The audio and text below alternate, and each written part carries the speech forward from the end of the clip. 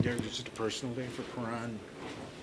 Yes, personal day. Yep. He'll be available tomorrow. Yes. Yep. You're down to 12 healthy forwards now. Will you need to call anybody up for the trip? Maybe. I think that's still yet to be seen with the end of the deadline here. So if we get through the rest of the day, then we'd likely bring someone up to give us 13, especially with the back-to-back. How much of a relief is it going to be just to have this deadline pass?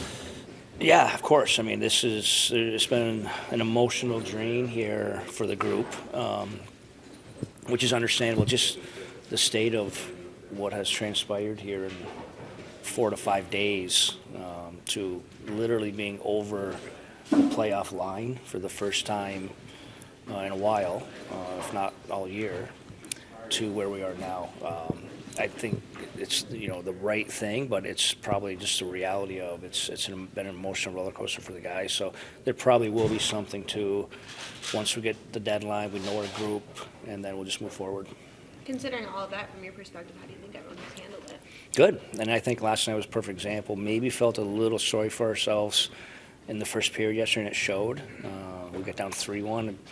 It probably should have been 4, maybe 5-1. But once we got back into playing, I thought we had a great second, great third, great push, and in reality got a really good point. So we'll ask the same of the guys this weekend.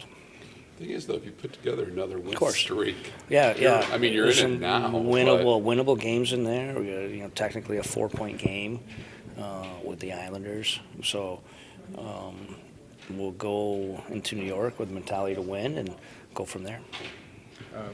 Husso is just getting a break? No, Husso has been dealing with something. I don't think it's major. I don't think he'll be available for us for tomorrow. Maybe not the weekend, but I don't think it's long term. Okay, We'll probably have to do something again. This is sudden, so I don't know who, but we'll need a goalie for our road trip.